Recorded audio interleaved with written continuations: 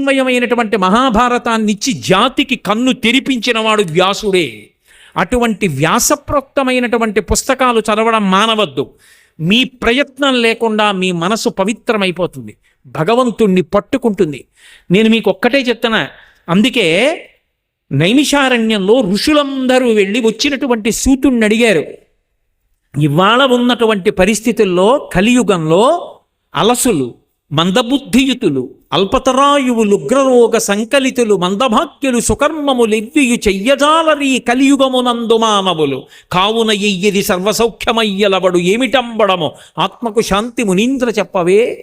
ఈ కలియుగంలో ఏది చదువుకోవాలి, ఈ కలియుగంలో ఏది రక్షిస్తుంది, అటువంటిది మాకు చెప్పండి అని అడిగారు. వెంటనే భాగవతం చెప్పాడు సూతుడు. 7 రోజులు భాగవతం చదువుకోమంటారు, ఈ భాగవత సప్తాహం చేయండి అంటారు. అంటే దాని ఉద్దేశం 7 రోజుల్లో భాగవతం అంతా చదవమని కాదు, బతికున్నంతకాలం భాగవతం చదువుతూనే ఉండాలి. 7 రోజులంటే ఎంత గొప్పవాడైనా పుట్టడానికి, ఎంత గొప్పవాడైనా శరీరం విడిచిపెట్టడానికి 7 రోజులు. ఆది సోమ మంగ బుధ గురు శుక్ర శని. ఆయన దేశాలు ఏలినవాడండి అంటే చచ్చిపోవడానికి ఇంకో రోజు లేదు. చాలా గొప్పవాడండి అంటే పుట్టడానికి ఇంకో రోజు లేదు. ఉన్నవి 7 రోజులే. అందుకని భాగవతం సప్తాహం అంటే బతికున్నంతకాలం భాగవతం చదువుకో. భాగవతం చదువుకోవడం కలియుగంలో సమస్త పాపముల నుండి విముక్తి పొందడానికి సాధనం. అందుకే ఈ కలియుగమందు మానవులు అని అడిగారు ఋషులు. అటువంటి భాగవత గ్రంథాన్ని చదివితే మీ ప్రమేయం లేకుండా మీ మనసు భగవంతుడి దగ్గరికి ఎడుతుంది. అది భాగవతం గొప్ప. మీరు ప్రయత్నపూర్వకంగా పెట్టక్కర్లేదు. మీకు తెలిసి కానీ తెలియక కానీ, నవ్వుతూ కానీ సరదాగా కానీ భాగవతం చదవండి, మీ మనసు ఆయన దగ్గరికి వెళ్ళిపోతుంది. ఆ కృష్ణ భగవానుడు దశమస్కంధం లీలలు చదువుతూ ఉంటే అందున బాలకృష్ణుడి యొక్క లీలలు, అందుకే దశమస్కంధంతో మొదలు పెడతారు భాగవతం చదవడం. ఆ చిన్ని కృష్ణుడి యొక్క లీలలు చదువుతూ ఉంటే మీరు ఆంతరమైనటువంటి వేదాంతం తెలుసుకుని చదవండి, తెలుసుకోకుండా చదవండి, మనసుని పట్టుకుంటుందంటే. ఎన్ని లీలలు చేశాడండి మహానుభావుడు. పుడుతూనే ఓయమ్మ నీ కుమారుడు మా ఇండ్లను పాలు పెరుగు మన నీడమ్మ పోయదమెక్కడికైనను మాయన్నుల సొరబులాన మంజులవాణి. ఇంట్లో పిల్లలకి పాలు లేవని బాలింతలు మొరలు పెట్ట పకపకన గియా బాలుండాలము చేయుచు ఆలకు గ్రేపులను విడిచ అంబోజాక్షి. వారిల్లు సొచ్చి కడవల దూరంబుగ నెయ్యి త్రాగి తుదనా కడవల్ వీరింట నీసుతుండిడ వారికి వీరికిని పెద్దవాదయ్య సతి. ఆడంజని మీగడ పెరుగోడక నీ సుతుడు త్రావి 1 ఇంచు కథ కోడలి మూతింజరిమిన కోడలు ముచ్చనుచు అత్త కొట్టెల తాంగి. ఇన్ని వారిల్లు సొచ్చి పీటలు రోలు ప్రోవిడి ఎక్కి చేపెట్టజాలక కుండ కిందొక పెద్ద తూటునరించి మీ పట్టి మిగడపాలు చెరలు పట్టి త్రావెతలోదరి. ఒక్కొక్క చోటికి వెళ్ళేవాడు, వెన్నంతా తినేసేవాడు. అత్త కోడలు కలిసి ఎవరికి పెట్టేవారు కాదు. తినేసి కోడలు మూతికి వెన్న రాసి పారిపోయేవాడు. అత్తగారు పొద్దున్న లేచి ఖాళీ కుండలు చూసి కోడలు ముచ్చనుచు అత్త కొట్టెల తాంగి. రాత్రి నువ్వే తినేసావు వెన్నని చెప్పి అత్త కోడల్ని కొట్టేది. దాచుకోవడం గొప్ప కాదు, పెట్టుకోవడం గొప్ప. చాగే నైకే అమృతత్వమానసోహు నేర్పాడు. ఎన్ని లీలలు. మీకు లోపలర్థం తెలియనివ్వండి, తెలియకపోనివ్వండి, ఆ బాలకృష్ణుడి చేష్టితములు చదువుతుంటే ఎంత సంతోషంగా ఉంటుందో. అంతవరకు ఎందుకంటే ఆయనకి స్నానం చేయడం జరిగితే చాలు, ఎంత మురిపంగా ఉంటుందో. నిజంగా ఆ చంటి పిల్లాన్ని తీసుకురావడం, పడుకోబెట్టడం, ఆయనకి నీళ్లు పొయ్యడం, ఆయన వీపు రుద్దడం, ఆయన ఒళ్ళు తుడవడం, ఆయన్ని జోల పాడడం, ఆయన్ని పడుకోబెట్టడం. పసిపిల్లాడిగా కృష్ణ భగవానుడు చేసినటువంటి వృత్తాంతాల మీద మహానుభావులందరూ కూడా ధ్యానం చేస్తూ ఉండిపోయారు. మామూలుగా కాదు. వ్యాస భగవానుడి కన్నా పోతన గారి కన్నా మధుసూదన సరస్వతి కన్నా లీలాశుకుడు, ఎంతమందో ఆ బాలకృష్ణుడి యొక్క లీలలు తలుచుకొని సమాధిలోకి వెళ్ళిపోయారు. ఒకడికన్నా ఒకడు ఎన్ని అనుభవించారు, ఎన్ని దర్శనాలు పొందారు. ఈ మాట అన్నాను కాబట్టి ఒక విషయం చెప్తాను. లీలాశుకుడు ఎంత గొప్పగా అనుభవించాడంటే, బాలకృష్ణుడు ఎవరికి దొరికేవాడు కాదు, దొంగతనం చేసి పారిపోయేవాడు. భాగవతంలో లేదు కానీ ఒక చోట చెప్తారు. ఒక తల్లి ఏం చేసిందంటే ఎలా అయినా పట్టుకుందామని కుండ ఉట్టికి గంటలు కట్టేది. ఇప్పుడు వచ్చి కుండ ముట్టుకుంటే గంటలు మోగుతాయిగా, పట్టుకోవచ్చు, రెడ్ హ్యాండెడ్గా దొరుకుతాడు అని. పీటలు వేసాడు, అవి వేసాడు, ఇది వేసాడు, పైకి ఎక్కాడు, చూశాడు ఎలా పోనీ కుండకి అన్నం పెడదామంటే కంఠమవుతుంది. ఆలోచించాడు, ఓహ్ నేను పరాత్పరుణ్ణి, పరిపూర్ణావతారం, నా మాట ఏది కాదంటుంది. ఓ గంటలారా మీరు మ్రోగకుడు అన్నాడు. మోగడం మానేసి దానికి కుండకి అన్నం పెట్టాడు. చక్కగా మిగిలిన వాళ్ళందరికీ ముందు పెట్టి కానీ తాను తినడు, ఎప్పుడు అందరికీ పెట్టాడు. ఆఖరణ చారలతో ఇలా పట్టుకుని తను ఇలా తినబోయాడు. గణగణ గణగణ గణ మోగి. పుషిమీ ధూర్తతనమా, మోగద్దన్నాను ఎందుకు మోగారన్నాయి అంటే, గంటలు అన్నాయి వాళ్ళకి పెట్టావు, మేము మోగలేదు, ఇప్పుడు నువ్వు తింటున్నావు, భగవంతుడికి నైవేద్యం పెడితే మోగడం మాకు అలవాటు, గంట కొడతారు, అందుకని మోగాం. ఎంతమంది మహాత్ములు ఎంత అనుభవించారు. లీలాశకుడు ఒక చోట అంటాడు, ఒక గోపిక చాలా తెలివైంది, గడుసు గోపిక, ఎలా అయినా పట్టుకుందాం కృష్ణుడు అనుకుని కుండ దాచలేదు, వెన్నకుండ తెచ్చి తలుపులు బార్లా తెరిచి అక్కడ పెట్టింది. ఎలాగో ఎత్తుకుపోతాడు ఎక్కడ పెట్టినాడు. ఇప్పుడు వస్తే ముందు పిల్లలందరికీ పెడతాడు, పెట్టేటప్పుడు చెయ్యి అంతా వెన్న అవుతుంది, అడుక్కెళ్ళే కొద్దీ తీయాలి కదా, మరి మోచేయి వరకు అంటుకుంటుంది. ఆఖరణ తను తిందాం అనుకుంటాడు, పట్టుకుంటాడు, రెడ్ హ్యాండెడ్గా దొరుకుతాడు. అమ్మకి అప్పచెప్తాను పట్టుకెళ్ళి అని ఈవిడ తలుపు చాట్ట నుంచి కుండ అక్కడ ఎట్టింది. రాని వచ్చాడు, అటు ఇటు చూశాడు, ఆయనకి తెలియదు సర్వజ్ఞుడు. ఫాల్ ఇన్ లైన్, అందరూ వరుసలో నించోండి అన్నాడు. మెల్లిగా ఒక్కొక్కడికి తీసి పెట్టాడు, ఒక్కొక్కడు తింటున్నాడు, వెళ్ళిపోతున్నాడు. మళ్ళీ దొంగతనంగా లైన్లోకి రావడం అలా ఉండవు అక్కడ, వాళ్ళు వెళ్ళిపోతున్నారు. అందరూ వెళ్ళిపోయారు, చూశాడు. మళ్ళీ చెయ్యిలా పెట్టి ఆఖరణ తీసి తను ఇలా తినబోతున్నాడు. టక్కన వచ్చి పట్టు, దొరికాడు అనుకుంది. ఇప్పుడు దొరికిపోయిన తర్వాత పిల్లలు భయపడాలి కదా, వెంటనే ఇలా వదిలిపించేసుకుని అదేంటి వదిలేయండమ్మా ఏదో తప్పు అయిపోయింది అనాలి. ఏమనలేదు, ఇలా చూశాడు. అదేంటి ఇంత దొరలా ఇలా చూస్తున్నాడని ఆవిడ అసలు ఏమంటాడో చూద్దామని కస్తంబాల అంది. అబ్బాయి ఎవరు నువ్వు? ఆయన అన్నాడు బలానుజ, బలరాముడి తమ్ముడు అన్నాడు. మధ్యలో ఈయన పేరు చెప్పడం మానేసి ఆయన పేరు ఎందుకు, ఇంట్లో ఉన్నవాడి పేరు బలానుజ అంది. ఆవిడంది, ఓహో కిమిహతే మన్మందిరాశంకయా, ఇక్కడికి ఎందుకు వచ్చావు అంది. ఇలా చూసి, ఓ మా ఇల్లు అనుకున్నాను, మీ ఇల్లా? కిమిహతే మన్మందిరాశంకయా యుక్తం తమన్నవనీతపత్ర వివరే హస్తం కిమర్థం యసేహే మాత కంచన వత్సకం మృగయితం మాగా విషాదం క్షణ ఇత్యేవం వరవల్లవీ ప్రతివచ కృష్ణస్య పుష్ణాతునః. అయ్య బాబోయ్, గుండెలు తీసిన బొంటు, మా ఇల్లు అనుకున్నావా, అందుకొచ్చావా, మీ ఇల్లని కాదని తెలియలేదా అని ఆవిడంది. సరే కుండలో చెయ్యెందుకు పెట్టావు అంది. ఆయన అన్నాడు, ఏటమ్మా ఊరికే ప్రశ్నల మీద ప్రశ్నలు, కాసేపు మాట్లాడకుండా ఉంటావా? మా ఇంట్లో దూడ ఒకటి పారిపోయింది, కుండలో ఉందేమో అని చెయ్యి పెట్టి తిప్పి చూస్తున్నాను. నువ్వు అలా అరిస్తే దూడ బయటికి దూకి పారిపోతే మళ్ళీ ఎక్కడికైనా వెళ్ళి పట్టుకుంటాను, కాసేపు మాట్లాడుకో అన్నాడు. అయ్య బాబాయ్, దూడ కుండలో దూరిందా, ఇంత తెగింప అని ఆవిడ చెయ్యి వదిలేసి ఇలా అంది, పరిగెత్తుకు పారిపోయింది. ఓపిక తెల్లబోయేటట్టుగా మాట్లాడినటువంటి ఆ చిన్ని కృష్ణుడు మమ్ము రక్షించుగాక అన్నాడు లీలాశకుడు. భాగవతం పట్టుకుంటే తెలిసి కానీ తెలియక కానీ భాగవతం చదువుకుంటుంటే మన మనస్సుని ఆయన లాగేస్తాడు. అందుకే జారలీల చోరలీల, తెల్లారితే అక్కడెక్కడో కుక్కలు మురిగే దొంగలు పడ్డారంటాం, చీకట పడితే జారలీల. ఈ రెండు ఆయన చేసిన దొంగతనాలు జారత్వం కాదు, మనను ఉద్ధరించడానికి ఆ లీలలు చేసి కలియుగంలో అవి తలుచుకుంటే మన మనసు నేరంతోనైనా పోని నింద చేసైనా దొంగతనం చేశాడైనా కృష్ణ అంటామేమో, అంటే కాపాడదామని మహానుభావుడు అన్ని లీలలు చేశాడు.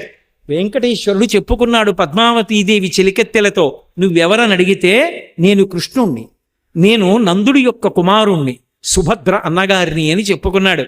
నేను కృష్ణ పరమాత్మని అని చెప్పాడు, పరిపూర్ణావతారం కనుక. అందుకే అన్ని అవతారాలు ఆ వెంకటేశ్వరుడే.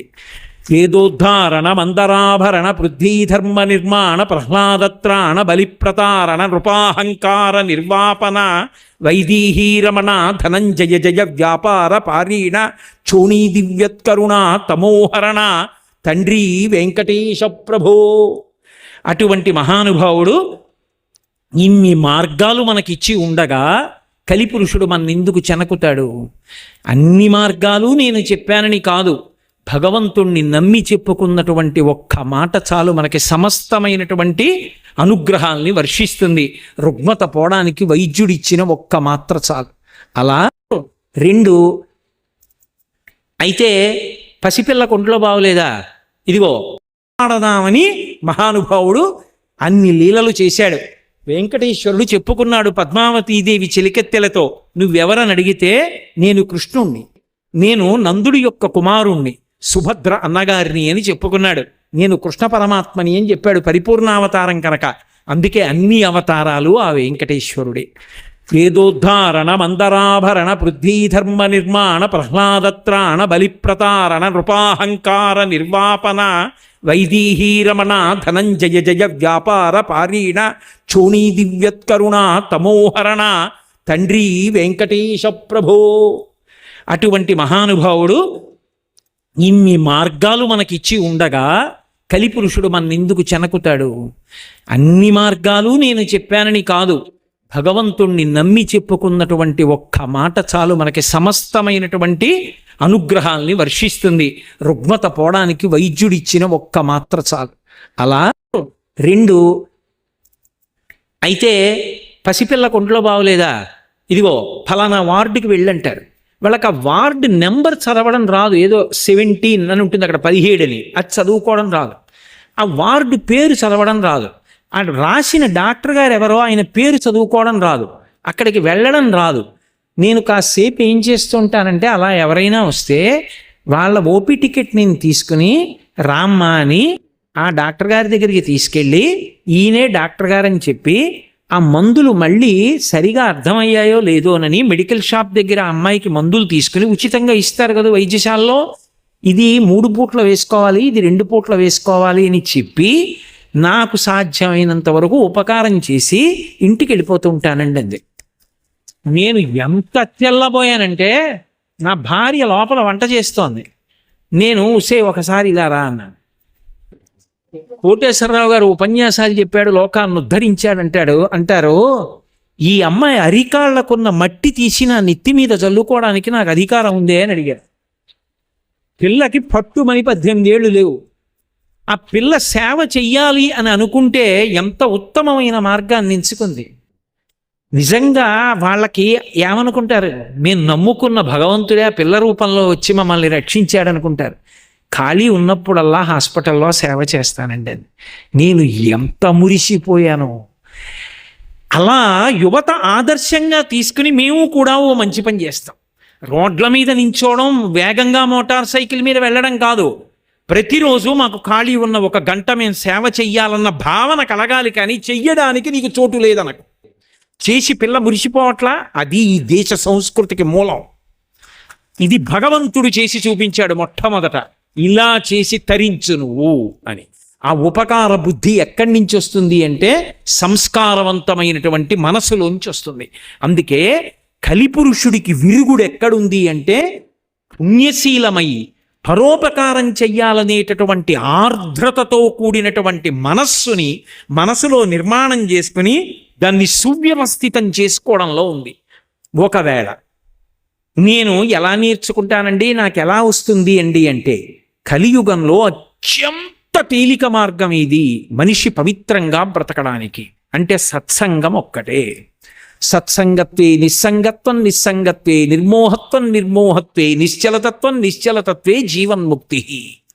ఒక్క సత్పురుషుడితో సహవాసం పెట్టుకో, ప్రయత్నపూర్వకంగా పెట్టుకో. ఆయన నిన్ను చూస్తే గుర్తుపట్టాలి, ఓ నువ్వటోయ్ అంటే చాలు. కాదు పేరు పెట్టి పిలిచాడు, ఇంకా అదృష్టవంతుడివి.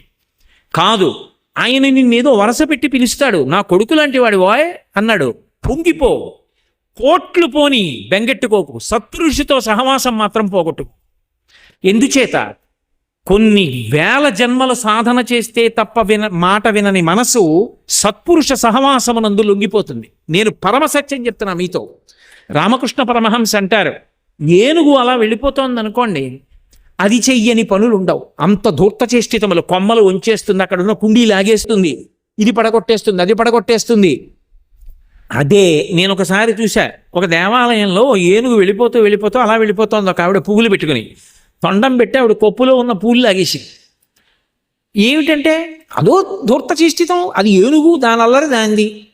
అదే ఏనుగు పక్కన మావటి వెళ్తున్నాడు అనుకోండి, అది ఇలా తొండం ఎత్తుతుంది, ఏ అరిటాకో లాగుదామని అని ఇలా అంటాడు, కిందకి దింపేస్తుంది.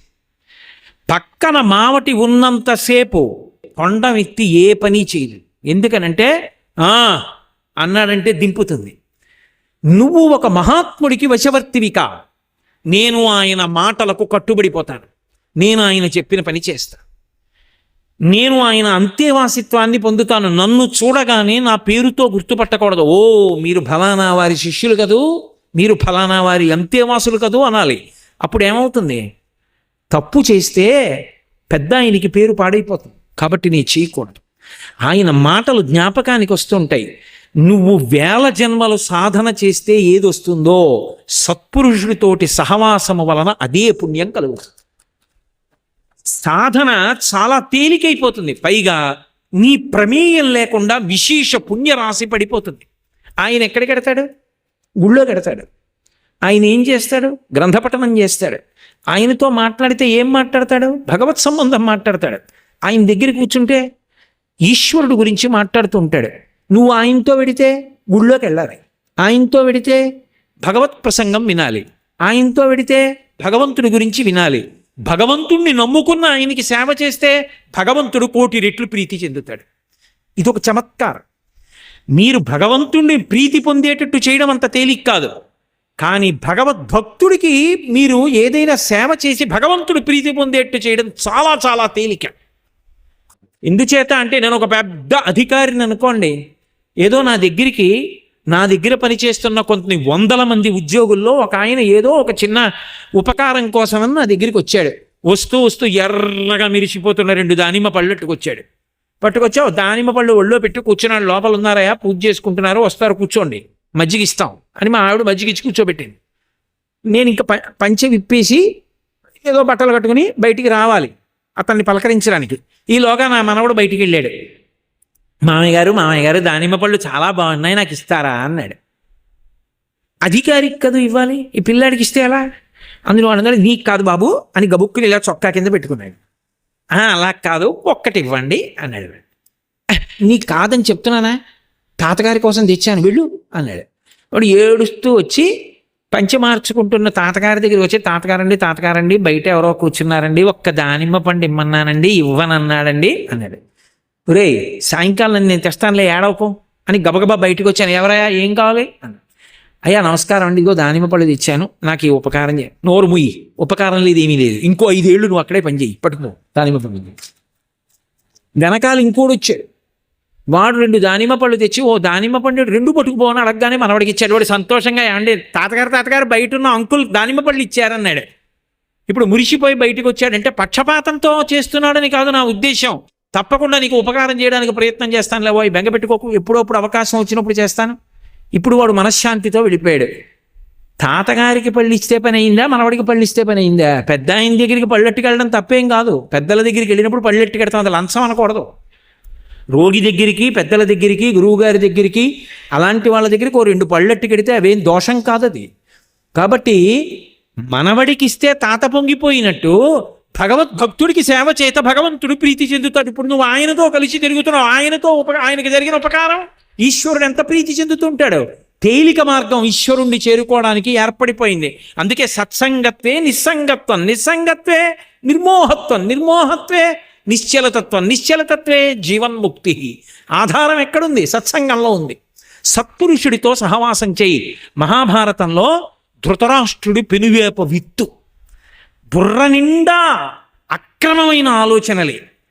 అటువంటి వాడికి శ్రీకృష్ణ పరమాత్మ విశ్వరూప దర్శనం ఇచ్చినప్పుడు దివ్యనేత్రములిచ్చి విశ్వరూపాన్ని దర్శనం చేసే అదృష్టాన్ని ఇచ్చాడు. ఎందుకు ఇచ్చాడు? ఎన్ని తప్పులు చేయనివ్వండి, రాత్రి అయ్యేటప్పటికి విదురుణ్ణి పిలుస్తాడు. పరమధార్మికుడు, భగవద్భక్తుడు. పిలిచి, నిద్ర పట్టట్లేదోయ్ విదురా, ఏమైనా 4 మంచి మాటలు చెప్తూ అంటాడు. అంటే విదురుడు అంటాడు, రాత్రి నిద్ర పట్టకపోవడం చాలా దుర్లక్షణం. దొంగతనం చేసేవాడికి పట్టదు, పరకాంతలను ఆశించేవాడికి పట్టదు, లేకపోతే జూదం ఆడేవాడికి పట్టదు, మద్యపానం చేసేవాడికి పట్టదు. 4ంటిలో నువ్వే కోవకి చెందినవాడివి అని అడుగుతాడు. పరుల సొమ్ము ఆశించేవాడిని, మా తమ్ముడి బిడ్డల రాజ్యం నా బిడ్డలకి ఇద్దామని చూస్తున్నా, అందుకే నిద్ర పట్టవు. అయినా నువ్వు మంచి మాటలు చెప్పు, వింటాను అంటాడు. అంటే విదురుడు చెప్తూ ఉంటాడు. విదురుడు చెప్పినవన్నీ వింటాడు. అతనికి ఉన్న ఒకే ఒక గొప్ప గుణం ఏమిటంటే ఒకప్పుడు విదురుడి మీద కోప్పడ్డాడు. విదురుడు పాండవుల దగ్గరికి వెళ్ళిపోయాడు. కబురు చేశాడు, నువ్వు లేకపోతే నేను ఉండలేను విదురా, వెనక్కి వచ్చేయమన్నాడు. వచ్చేసాడు విదురుడు. ఒక్క సత్పురుషుడితో సహవాసం పెట్టుకున్నాడు.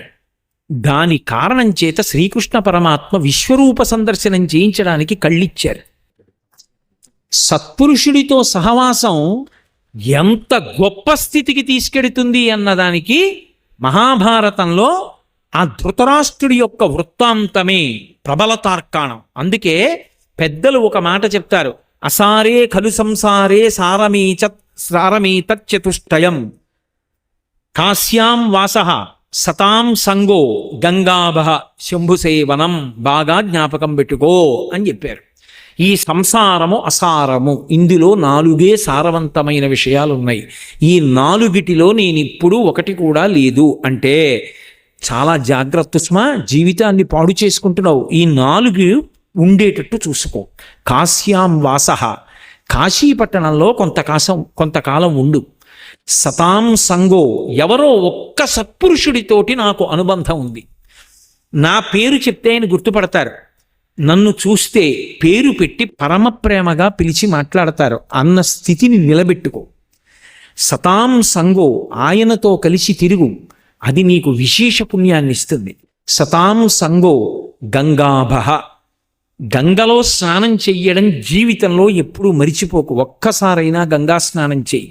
అందుకే శంకరాచార్యుల వారు అంటారు, భగవద్గీత కించిదీత గంగాజలలవ కణికాపీత సకృతపియేన మురారి సమర్చ క్రియతే తస్య యమేనర చర్చ అంటారు.